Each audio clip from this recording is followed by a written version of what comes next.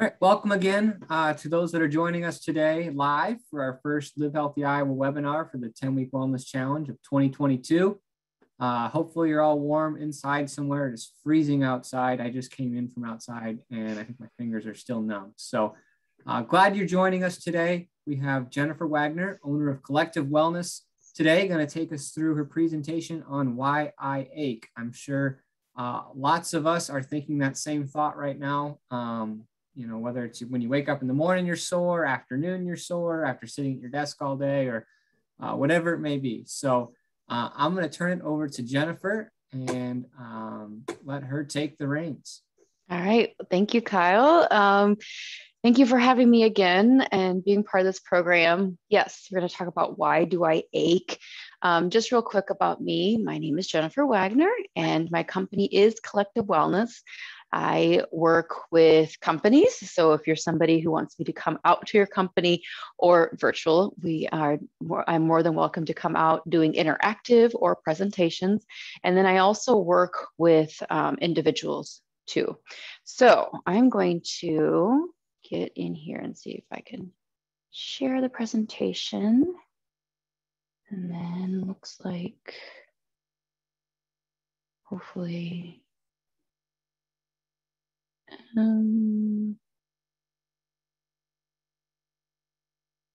some reason it's not. Are you seeing the presentation, Kyle? Yes. Yep. We see the PowerPoint. Okay. For some reason. At least I do. Yeah. Sorry, I've lost. This is weird. Of course, this always happens with weird things. See if I can get this to. Okay. Do you have a full screen view or is it like black in the back? Yep, I think I got full screen view, and then I have your video on the side as well. Okay, sounds good. Thank you. I've had times where it's kind of bounced before. Okay, so why do I ache? This is all too common for people. They say this. I'm even one of those people that I wake up or during the day and like, oh my gosh, why am I hurting? And unfortunately, we don't always know how or what or how to prevent it. So that's something we're going to talk about today. Now, first thing before we get into this, if you are under the care of a specialist, a physician, or any type of specialist for whatever is going on with you already for health conditions, please keep in mind that you'll want to talk to your doctor or physician or other specialist. Let them know what you're doing. Either they could help you or at least it's just good communication so they're aware of what you're doing on your end. Okay, so first things first, we need to actually look at what is actually hurting instead of just like my arm is hurting. Okay, is it a joint? Is it a nerve or is it a muscle? And as I go through kind of a list of different causes, you'll have a joint issue, a nerve issue, or a muscle issue. So we'll kind of talk about that. Common things for joint would be swelling. Nerve, a common problem would be a pinched nerve. Shoulders and hips are the most common for that. And then muscle pain, a lot of times soreness, deficiency, lack of recovery. And we'll go more in depth with that in a minute. Okay, so some causes. I'm going to go down this list and think about maybe some of the things that you are doing or not doing and be like, oh, that's me. And it could be a combination of these too. So lack of activity. Are you not moving enough? Improper form, wrong type of exercise that you're doing, stress and or anxiety, not enough water intake. Yes, that is actually one of them. This was something I personally went through myself recently, not putting it together of why I was so achy. And it was just because I wasn't getting enough water. Sleep position or not enough sleep. And then how do you sit at work or work too long? So think about the ergonomics of your workspace. And then poor nutrition. Our bodies need the proper nutrition and it can affect our bodies in that way too. So when we go through each of those categories, we're going to look at what, why, and how. What are you doing or not doing? What is exactly hurting? So that would be like the joint, the nerve, or the muscle. What is causing the pain? And then how can we fix it or prevent it? Okay, so the first one, you'll see every time I go through one of these categories, on the left side of the screen are things that we're doing or not doing or we're feeling. And then on the right side of the screen are things that we can do to help prevent or fix the issue. So lack of activity, well, not moving enough throughout the day. We're meant to be moving. And if you don't use it, you will lose it, okay? Decreasing blood flow through the body. It does slow down when you're in one position for too long, especially sitting. You also have a decrease of blood flow because of pressure points, like for example, your chair. Tendons and ligaments are tightened because of the lack of mobility. You think about like a rubber band that starts to get tighter and tighter, the lack of use. And then you have muscle imbalance and pain. The overuse or tightened muscles versus the underused weak muscles. You have that battle between those muscles, and that's where you can get into a pinched nerve issue. You have a muscle pain issue, and then you could even have joint because of the lack of movement in those joints. Maybe not necessarily swelling, but tightness. Now on the right side of the screen, what can we do about it? Well, first of all, it is recommended at least 30 minutes. Most days of the week, you should be moving around. It doesn't have to be all together, break it up a little bit, but for activity levels, you should be moving around. And like I said, our bodies are meant to be active, not sitting all day in a car, a chair, or a couch, wherever it is that you find yourself being too long in. And then find activities you enjoy. If you don't like it, you're not going to do it. And then set reminders to get up and move. That's the biggest thing for a lot of people, is establishing habits. Set those reminders to tell yourself to get up and get moving. So here I pulled some ideas for exercises that you can do at work. So just kind of got a list here for things. Taking a brisk walk, taking the stairs if you have any. And if you're not much of a stairs person for whatever reason, just do whatever you can. It doesn't have to be that you're doing 8 flights in the first day. Walk and talk meetings are great to do. Push-ups at your desk, hallway lunges, walking lunges, or in place. Tricep dips at your chair, and then yoga, chair yoga and stretching are great to do. And then at your desk or your chair, you can do planks or hovers. Hovers are your modified version of the plank. So plank would be like on your hands, and then hovers would be on your forearms. Then you can do squats, plies. I have band resistant exercises on here because bands are easy to have just about anywhere. You can store them easily away, but you can also use them in a small space if you don't have that too. The little picture I have here is one of my favorite stretches. This is a modified downward dog. So she is shifting her hips back and pressing her chest down. This is a great stretch to stretch out the chest and the shoulders. But then if you really step back and push your hips back, you can feel that through the back of the legs too. And at the end of this presentation, I do have links, and then Kyle's going to have them access to you too. But I have a YouTube channel and I have lots of videos on there, and some will be at the end here too for options for you to do too. Okay, next section, too much exercise or the wrong form. This is very common for people that do not have the experience for exercising or have not been given the proper instruction. Or the go-getters, like they just got to run that marathon next week and they've never run a marathon before kind of thing. That's just their personalities, but it actually can go against you and hurt you.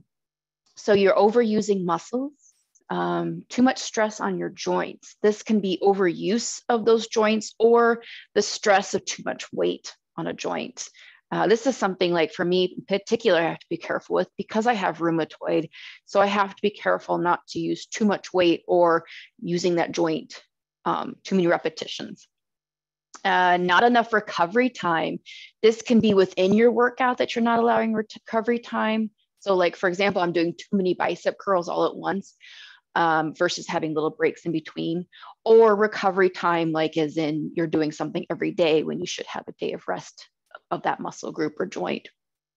Increasing chances of injuries by doing this. Again, it's the lack of recovery that's happening. And then you're compromising your immune system. So you're more likely to get sick too, not just being in pain. You are going to pull muscles, torn tendons. You're going to have pinched nerves. You're going to have achy muscles. You can have swollen joints. Just about anything can happen. So keep that in mind. So what can you do?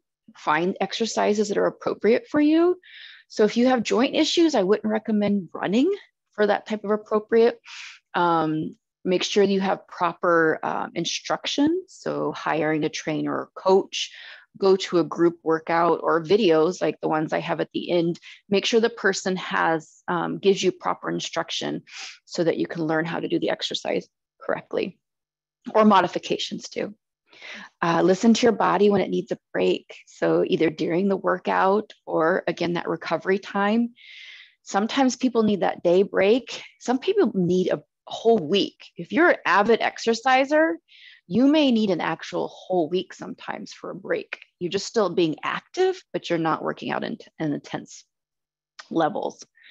Variety is also very helpful of exercises so that you're not using the same muscle groups the same way every time. So this is very important. Even as athletes, you should be training in different types of things so that you're not overdoing those muscles by the one activity.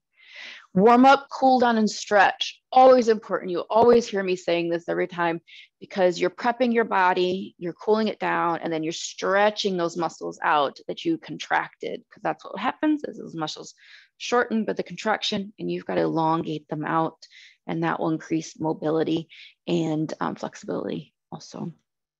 Okay. Next is stress and anxiety. Unfortunately, this is so much more common for people, and we don't all know how to handle it or identify it too. So we have our stress hormones. You got your, and there's a chronic release of our stress hormones. We have good hormones, we have bad hormones. The bad hormones, or labeling bad, are not necessarily bad, is they're not meant to be released continuously. But unfortunately, if you're having a stressful situation all the time, or if you're dealing with anxiety all the time, you're releasing those stress hormones for whatever reason or not. And that's where it gets to be hard on your body. Look at the fact is do you have poor management, time management? Are you not delegating things? Are you trying to do it all by yourself? Are you having a hard time separating work and personal life? That could be very hard, especially now that people work from home a lot. Establishing those boundaries with your families, which of course, if you have younger ones, it's even harder. Struggling with change. That is a big thing for people that if you don't deal with change very well, that's very stressful. And then what happens is that all that is tension to the shoulders and the neck and the back. That's where we tend to carry a lot of it, but also when it comes to headaches too. So what can you do? Well, learning breathing and relaxation techniques. And we're actually going to do a little one in the second. My next slide is we're going to actually practice one. So be ready. Practicing yoga and Tai Chi are great ways to learn how to release the stress and relax. So then when you are in a stressful situation, you can handle it better. Know when to say no. Are you one of those people that don't know how to say no, or how to take breaks or delegate things? Do you take on too many projects, or the expectations you have too of what getting done? Exercising and staying active. So you're going to release the good hormones. Okay. And then if possible, remove your negative energy, or remove yourself from the negative energy. I know it's not always possible. So what can you do to control the situation? Because you can't control the outside world necessarily, but what can you do in your world? All right, so we are going to actually practice one of breathing. This is just for a few minutes. The first line, we're not actually going to do that part, but just to keep in mind, you'll want to try to find a quiet place and low light. If you can't, put earbuds in with relaxing music. And then maybe even put an eye mask, or like if you have a hat, you can just kind of cover your eyes to lower the light. But today, you don't necessarily need to read this all together because I'm going to talk you through it, but go ahead and get comfortable in your chair or wherever you're at, sit back. You're going to put one hand on your chest and one hand on your tummy.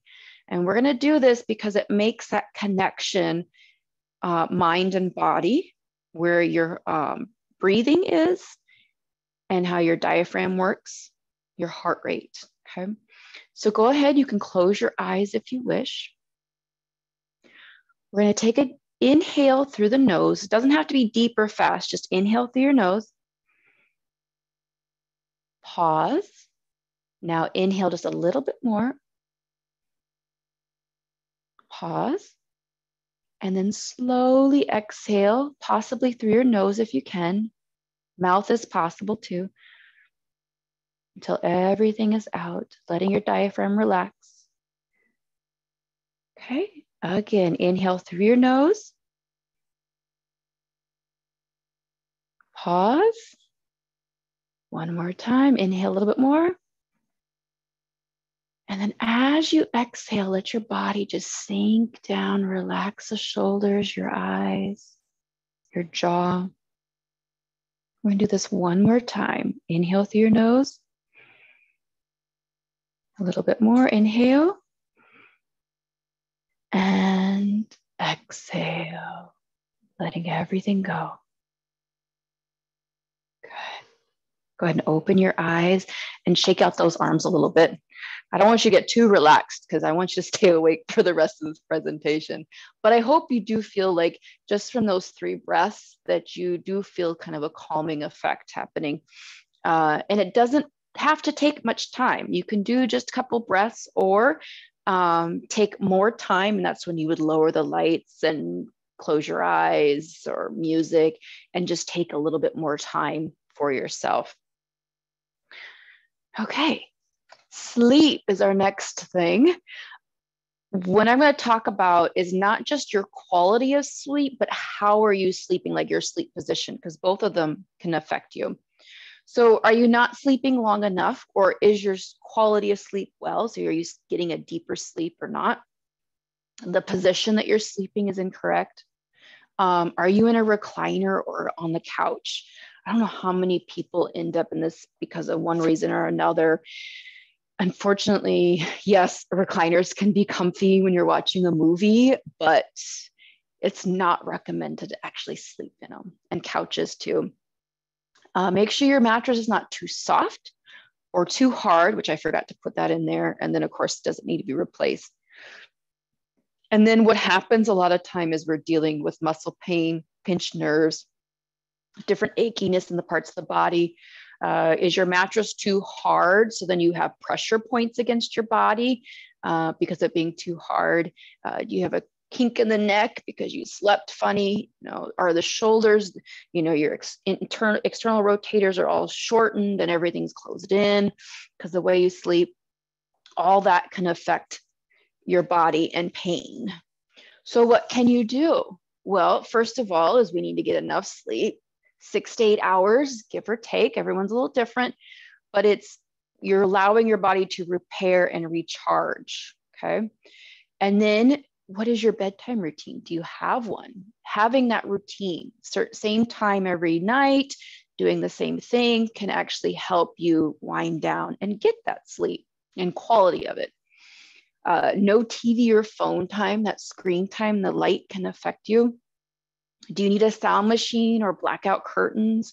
Those are great for people that are very sensitive to light or sounds and they need something to block that out. And then do you need a new pillow? Figure out, do you have the wrong pillow, okay? And then sleeping on your back is the best option, but in a second, I'll give you some tips to help you sleeping on your side, which would be the next option, because sleeping on your back is not always, especially if you have snoring issues. And then, of course, sleeping in your bed, not in a recliner, and then replace it if you need to. So I got a little chart here that I found. I love this picture that I found. And it kind of shows you what's too low, too high, just right. So the first 3 group of pictures shows you sleeping on your back with a pillow and the position of the pillow. And if you notice that, and it's going to be a common theme through all the pictures, is that the ones with the check marks are the ones that have the neutral spine. You're not getting stressed or having any curvature in the spine with the check mark ones. So there's the pillows for a good position on the side or on the back. Then you go to the bottom and you'll see how with someone sleeping on their side or their back, if the mattress is too soft, and then on the right is when it's too hard. But again, you'll see neutral spine is where the check mark comes into play. And then you have someone sleeping on their side, a check mark just below those little pictures.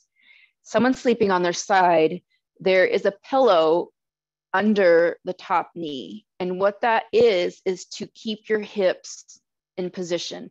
When you're laying on your side, you have to keep your hips in position. So if your knees are crossed over, you're going to cross the hip joints too. That's where you can have stress in the hips.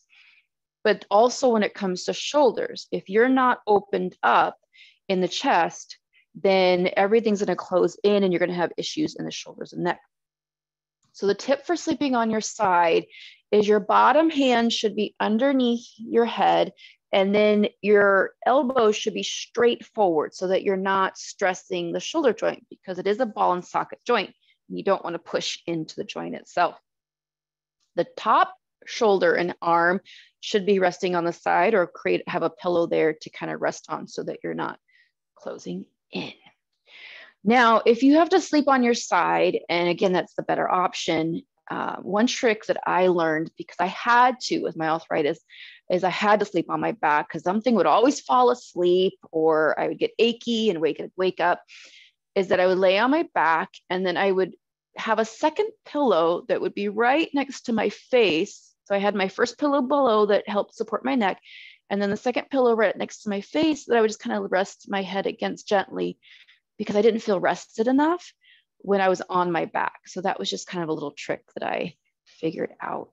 So, but hopefully this helps you with some sleep positions for you. Okay, water intake. Yes, lack of water can affect those muscles and they could become achy. If you think about it, like I've got this stat here, 79% of our body's water is in our muscles and our kidneys. That's a lot. So we need to make sure we have enough water intake for those muscles, because if there's not enough water, then you're going to be achy. Are you drinking too much caffeine? Because caffeine is a diuretic, so it will dehydrate you. Are you experiencing muscle pain, headaches, fatigue? And then if you're thirsty, you're already dehydrated. Just kind of a little rule of thumb there. So what can you do? Well, one of the recommendations is drinking half your body weight in ounces. There's also the 8 to 10 glasses a day kind of thing. So just get in as much water as you possibly can within those ranges. Make sure it's non-caffeinated and no sugar added, okay, or chemicals or processed or anything like that. Tips is that you can add fruit slices to your water to improve the flavor. Or see if you can add a water filter too. Maybe it just needs to have a good filter. Water bottles are great to have with you at all times so that you are sipping and drinking water throughout the day. And then having that glass of water first thing in the morning. If you think about it, if you got your 6 to 8 hours of sleep, like we talked about before, that's a long time without any hydration. So you want to have a glass of water or tea or something first thing in the morning to hydrate yourself. And it also gets the body working and waking up too. Okay. Hope everything's going well for you guys so far. So we have ergonomics. We don't realize our workspace. Sometimes we need to have somebody kind of jump in and tell us, but hopefully these will kind of help you too. First is looking at how you sit at your desk. Are you in one position for too long? And then are you overusing your joints? And then muscle imbalance does happen because of that. And then we are prone to carpal tunnel, which is our wrist, tennis elbow, frozen shoulder, frozen shoulder, where you have a hard time of raising your arms up. And then plantar fasciitis is another thing that we're prone to because of it. So one of the things you want to make sure is that, are you aligning your joints? So ears should be lined up with your shoulders, and then shoulders should be stacked with your hips. And then if you're sitting, you should have around a 90-degree angle in the hips, maybe a tiny bit less, because hopefully you have something on your feet that you're planted on, and that takes the pressure off the back of your knees. And I'll show you about that in a second. Take breaks, get up and move around, stretch, reverse what you're doing while you're working. Have someone evaluate your workstation. And then, of course, what equipment do you need? Do you need a headset so you're not holding your phone like this with your shoulder, or holding the phone like this for extended periods of time? A footrest, or even a mat if you're standing, so you have that absorption of impact. So I have a picture here. Come on. There you go. Correct ergonomics for your desk. I was standing and a seated person. Now from waist up, everything's the same. When it comes to eye level, your chin should be straight forward, ears and shoulders are lined up. And then you're just moving your eye between the top and the bottom part of the computer. And then you have a 90-degree angle in the elbows, wrists are relaxed. And then for the person who's seating, you notice that they have a footrest and there's a tiny bit of space behind the knee. And then that is going to decrease pressure point, and it will help decrease the chances, you word this wrong. When you have those pressure points, that's where you're going to decrease blood flow. So you're not only going to reduce the pressure points, but you're going to help with blood flow when you have your foot planted on something. And then for a person that's standing, it'd probably be good to have a mat underneath to help with absorption of the floor, probably concrete underneath. Okay, nutrition. Yes, you can be sore from nutrition. Recovery time, it's all plays into it. Our muscles need that proper nutrition to produce the activities. So think about it in that way if you want to. Your body's a machine and you need the proper fuel. So are you eating poorly? Are you not eating enough nutrient-dense foods? So foods that have plenty of nutrients in them. Do you have a deficiency? So like, are you not getting enough calcium? Not enough calories in the day is another thing, especially if you're an exerciser, regular exerciser, you need to replace those calories. And then sugar. Are you taking in too much sugar, which is challenging in our society, but unfortunately sugar is a pain trigger. And then what happens is a lot of times it's headaches, it's muscle cramps and soreness is what you're going to feel through this. And then depending on, like, for example, a person like me with rheumatoid arthritis, sugar intake could actually affect my joints too. So I could have swelling joints from it. So when you're eating the wrong foods, you could have that type of pain too. What should you do? Well, eating a balance. Balance is a key word of lean protein. Okay, so not high fat and protein, and you're eating complex carbohydrates. So no, we're not eating like the white breads and pastas. We're eating complex, so stay in your body longer and process slower. And then healthy fats. Your brain, your body needs the healthy fats. You're avoiding sugars and processed foods. Smaller meals throughout the day, so you're not dealing with spikes of your sugar levels, your insulin levels. And then taking a multivitamin to kind of fill in the gaps. Don't depend on it necessarily, because you're going to actually, your body's going to respond better to whole healthy foods than just a lot of vitamins. And then plan your meals out, be prepared so that you're not going to sabotage yourself, because that's what happens if you're not planned, if you're not ready, you're more likely to run into those problems.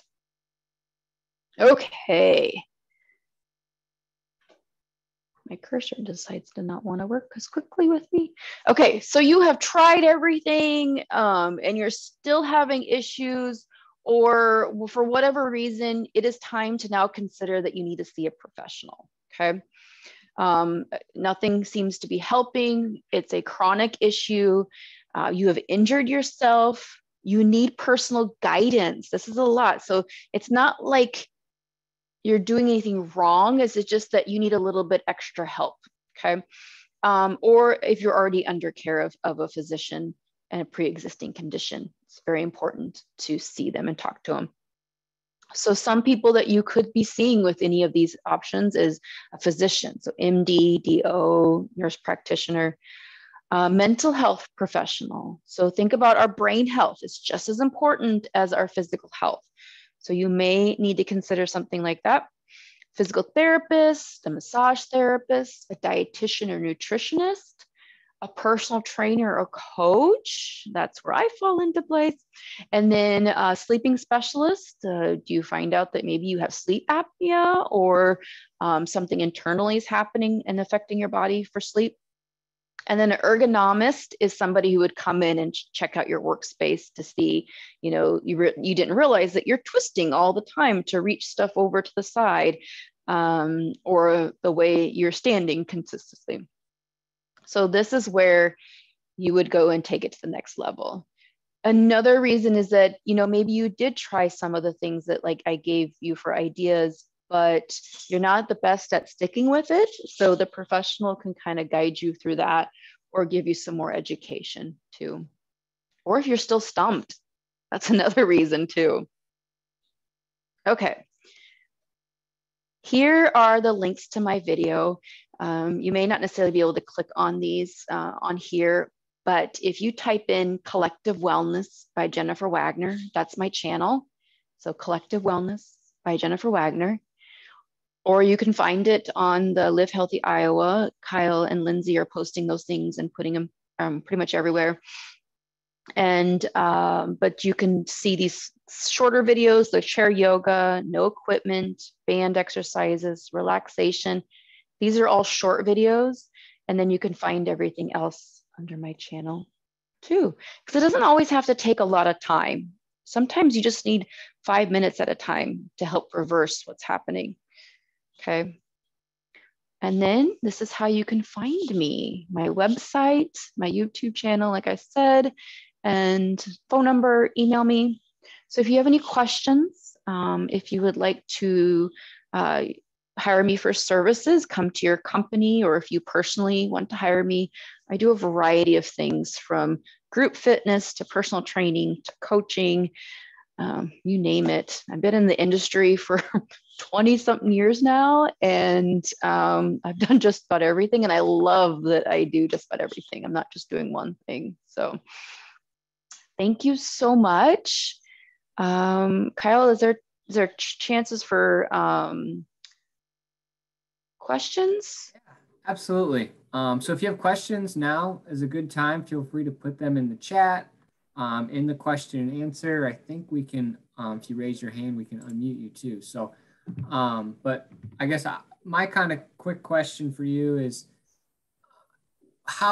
when is like how much time before, you know, you should make a change? Like say you're not sleeping well, or at 10 a.m. every day, your back really starts to hurt or something like that. How long should you go before like it's time to take action? Because these things aren't just going to go away. You're not all of a sudden just going to start sleeping better, or your back pain's not just going to go away, you know, like that. So what would you recommend on that? Well, I would say as soon as possible, because if you've identified it, because that's the other thing is that sometimes it takes a while to identify what is the cause.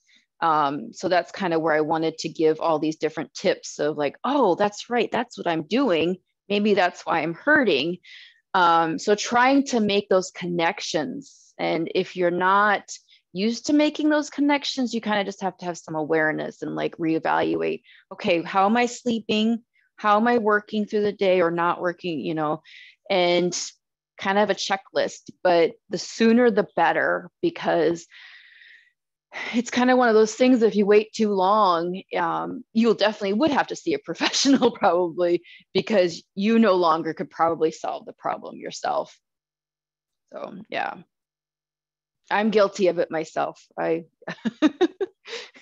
sometimes Right. in denial. Well, and change is hard. So, and it's scary. Mm-hmm. I like my routine, and, there's probably things in my routine that, oh, I should probably do that differently, or Yes. anything like that. So, let's see, no questions yet. Some comments. Great. Thank you. Especially, those are from, I see, yeah, that's from Lynn. Lynn has had a great experience with Live Healthy Iowa. She's shared her journey with me a little bit. So yeah, there she, so yes, very, very cool to hear about Lynn's story, and glad you're joining us today, Lynn. And thank you for the comments. Jennifer does a great job. Yes. Well, thank you, Lynn. And I'm glad you've had such a great experience with this. I know a lot of people, I've had people over the years that when they started this program, it changed their lives. Like it was an eye opener for them of what they were, just again, you have a same routine, your daily, and it was an eye opener of what they had been doing for so many years incorrectly. And it's amazing to see their before and after pictures and how healthy they are and happier they are too. And yes, it's been great. Well, no questions at this time. So if you do, if you watch, no, not a question. But she said, what's helped Lynn is cutting sugar from her diet a couple years ago has really changed her life. So Good. I've noticed a lot too with my dietary changes. What's helped me, diet is so important. So Yes. completely agree with you, Lynn. Yes. And yeah, it can really affect pain. You have to, the biggest thing I would say, it takes a lot of work is to read those labels and dissect the labels where things are hidden. Luckily, you can now see where it says added sugars on the nutrition labels. So that helps you a little bit more.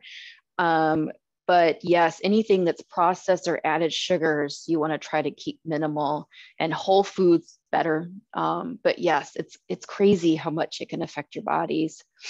Pain is one of them. Mhm. Yeah. All right. Well, with that, we will end it. If you have questions, feel free to email me, info@livehealthyiowa.org. I can pass them on to Jennifer, or contact her directly. But we'd love to see a lot of you take advantage of the services she offers with Collective Wellness. So if you want more information on that, reach out to us as well, or directly to Jennifer. But thank you for joining us. Good luck the rest of the way with the 10-week wellness challenge. We'll have some more webinars coming up soon, and we'll get this posted in the weekly email that'll go out on January 26th. So thank you again all for attending, and have a great rest of your day. Thank you.